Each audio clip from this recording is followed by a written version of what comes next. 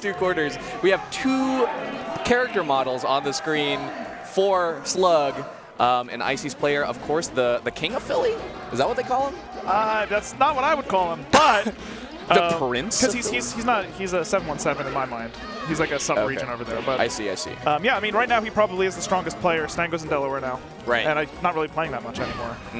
But we are definitely in Icy's Marth. And the question on everyone's mind, is wobbling banned? The answer, yes. But look at these grab conversions anyway.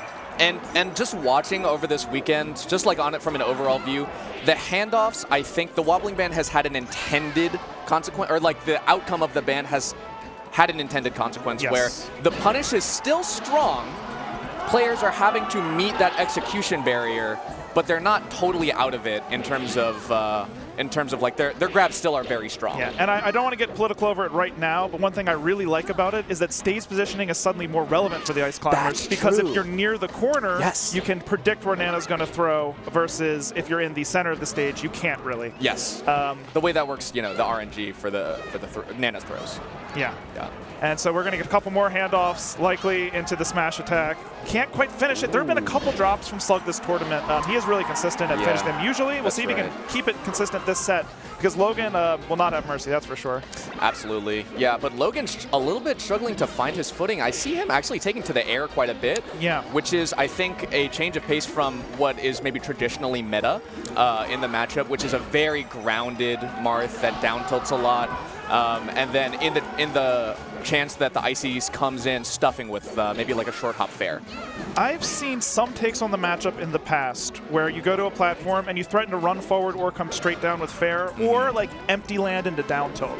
And so it seems like Logan wants to employ that kind of style. We'll see if it works out over the long term, because SluG's pretty comfortable with that sort of thing, it looks like. That's right. And I'm surprised to be seeing this matchup in losers top 8 right now. I mean, like, could have been winners finals. Could have been winners final. Could have been grands, really. Yeah, these are two of the strongest players in the competition. Going in, we thought, but there's so many good players here. Yeah, absolutely. Yep, up tilt going to do the job. Logan having some pretty substantial percent, which in this matchup, especially having both of the climbers on, I mean, a down smash with bad DI, a double down smash with bad DI, or like even a double backer actually kills there. Yeah, you're right. Yep. So it's really dicey, and I feel like Logan can't even be going for, Yeah, and SluG is really good at playing like what I'll call, sometimes Ices are playing Ices in more so than they're playing melee even. And look, he crouch cancels. Like, he wave dash and crouch cancels. That's a Sheikism, and then runs in and grabs, or Falcon, right? That's their kind of thing. And a lot of Ices, you know, go in and they're like, I'm going to down smash, I'm going to do jab grab. But SluG has a bunch of mix-ups for when he actually wave dashes all the way in, which is one of the things that makes him such a strong player. And he applies them at the correct percent. COA is only at 17 at the beginning, and then, you know, he crouches and ends up getting the punish. Absolutely. To your point, I think players who do that also are ones who tend to have the strong Sopos as well. And SluG's is very strong. Yes. Yeah. SluG convinced me that Sopo has a chance as a character, that he's not just totally invalidatable. Yeah. Yeah, he's just worse Luigi kind of thing. I see that, yeah. But those skills, and I think it's fundamentals. Is it fundamentals? Is it fundies, y'all? It's fundamentals. I think it's fundamentals. Playing actually the different dynamics of melee, in addition to things that are pretty specific to your character, you know, makes one well-rounded. Yeah, on this first stock, SluG took kind of a big risk. He tried to cover that side platform by using a nanopult, and Logan never let the Ices get back together. Right. Yeah. Which I feel like in this matchup, Marth does sort of have a harder time like getting the separations, or even building separate percents on both Nana and Popo, which will lead to like separating later on. It feels like whatever move that he's doing, that Marth is doing, it hits them both. Missed handoff hurts, but he ends up getting a down smash to knock Logan off the stage. Wanted the desync. Ooh, that's a really complicated setup, I feel like, where he got one ice block to cover Logan's drift downward, and then he has Nana do a Marth killer. Yeah. Yep. Solid edge guarding from SluG, and he actually gets that stock.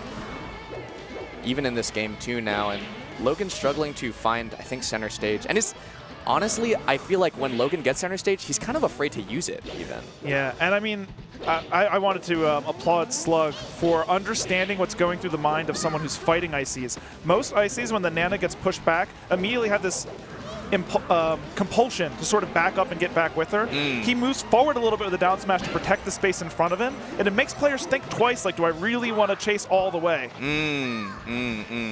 Yep, So, there's that edge guard, yes. right? Nana is a means to an end is what you're saying for SluG.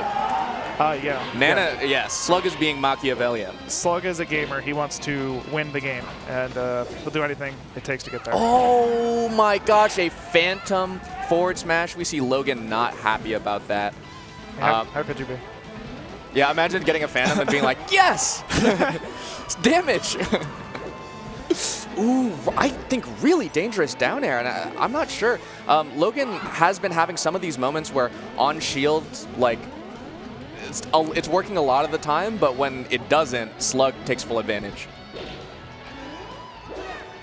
I like how Logan moved into center stage and threatened coming up to the platform, but didn't quite. I feel like SluG has had so much control of the stage the entire time, and the platform strategy from Logan, like, just clearly hasn't been working out that well. Yeah. So I think it's a good sign that he's starting to at least sometimes move forward, and then when he has control, maybe try to keep it. It's spooky down there, but if you center stage as Marth, like we were saying, the grab punishes aren't quite as detrimental. That's right. That's right. In addition, okay, he's in center stage, but high enough percent that up smash will kill. Yeah, that's the caveat. If you're in kill percent, it's a free smash attack. That's right. So the Faustian bargain with playing the ground game is that your execution has to be on point. You are in a vulnerable spot. You don't get a lot of time to breathe. You're scrapping with Ices a lot. And to add on to that, Ices is a hard character to scrap with. They have two shields that mess with your general pressure timings and aerial L cancel timings. And they got two crouch cancels. Yeah. And the thing is, like, a lot of the common response is like, hey, what beats crouch cancel and shield? Grab. Unfortunately, there's another one that can hit you. Grab! Yeah. Unless you have one of those grabs that hits one into the other one. Yeah. Which I think Marth's forward throw is not bad at that, but it's situational. Logan actually reaching forward for the hand warmer before the game is even over. There are some SluG fans out there. Let me tell you what, it is pretty loud. That was pretty loud. I thought there was an ultimate like set going on or something. That's Melee, y'all. Yeah. The spirit's alive. Oh, Devin, don't zoom it. Devin, no. The crowd loved that. They were cheering again. No, he's just prepping for the next game. Oh, my God. Devin, the production skipped the replay to zoom into Logan warming their hands. All right. Is that on mic? Okay.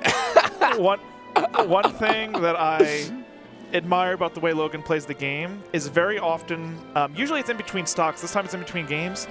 He goes back to the drawing board, and he is. I appreciate that. Yeah. It's they, right? Both. Okay, both. Yeah. And so Logan is very good at coming up with new strategies, game plans, and even some new techniques mid-set, and it's something that I very much admire. Improv. Because the game knowledge, maybe not new techniques to Logan, but totally a new factor to introduce to the set, and thinking, what's beating me and how can I counteract it? And then sometimes I believe, from what I've seen, thinking even another step ahead, well, they have this other response to that. How can I make a situation that was unfavorable a rock, paper, scissors type of thing? Or like, what can I... The game plan gets reimagined in between. We'll see what he comes up with. I think to that point as well, the stage choice of remaining on battlefield, I think makes sense in that framework, because you're limiting the amount of, you're not changing more variables, right? Like, yeah. It's if you're changing the game plan, you don't want to also introduce a bunch of different considerations, like the stage is so much smaller. Logan running back to their controller because they thought that it was over, but wobbling is banned. You can't go AFK versus Ices anymore. Doesn't grab the controller in time and dies for it. Definitely could have made it back too. That is. Oh, I don't know if you're a Guilty Gear fan.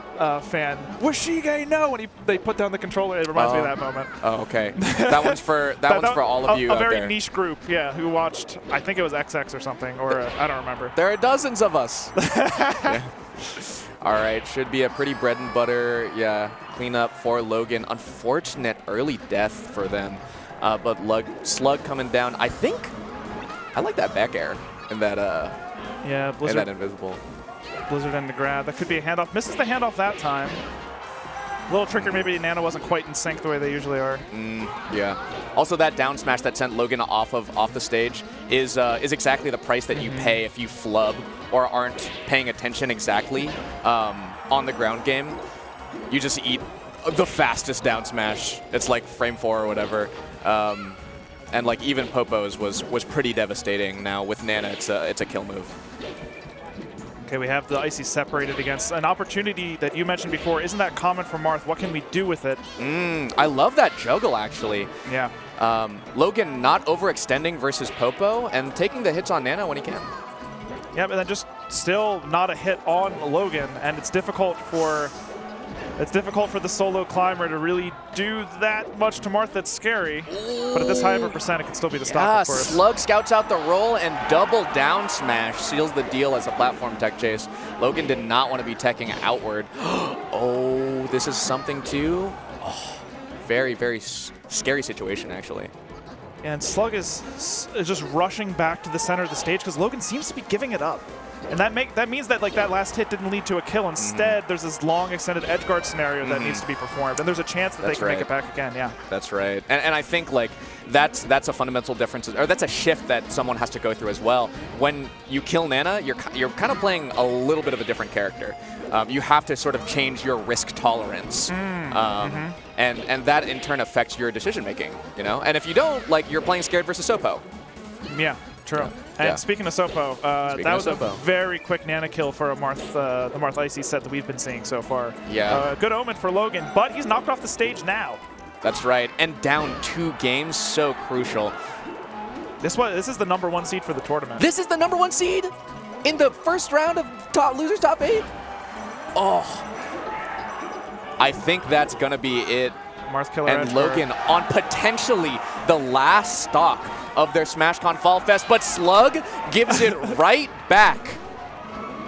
Yeah, it is do or die. Yeah, happens. There was no reason to do that, but happens. It is. It's a good omen for Logan, like you said. Oh, oh! I love that dash away. Nana actually doesn't grab the ledge, and now Logan in a really good spot, but SluG Sopo is not to be trifled with. We'll see if Logan can find the opportunities, or SluG's aggression is going to end Logan's tournament life. This has basically been a Sopo versus Marth game. It really feels like that. Yeah, absolutely. Oh, was that a shield poke? I think that was just a wave dash in. Logan holding shield and being a little bit too scared made themselves vulnerable to the down smash. The children are screaming. Oh, Logan in Sopo's face right now, like maintaining a really close distance. Oh, they're both Roy zoning each other, and SluG wins out on the scrap. Spot dodge, down smash. Logan, #1 seed, is out of SmashCon. A 3-0 for SluG is a very impressive showing. I think Logan played the matchup pretty well. He adjusted mid-set, but SluG was just ready for everything that was thrown at him. Oh my gosh, yeah. Very, very stable set, I feel, from SluG. Yeah, extremely. The stage control, I think, is what really did it. Now, I'm not an expert. I don't know how Logan's supposed to consistently control the center of the stage so that the risk reward's more in Logan's favor. I have some ideas, but don't know exactly. That does hurt. But you know what? It didn't matter in the end. That's right. So Devin is no longer punching down. Now just zooming in on the winner's mistakes rather than Logan going for the look at Joey Laces. He is ecstatic in the center in the green shirt. That's crazy. That's crazy. That is crazy. That's a 2015 SmashCon shirt. You know that? Yeah, I think I have one of those still. And there was a darker green one from a couple years later. Yeah. They recycled the color, but the texture is different.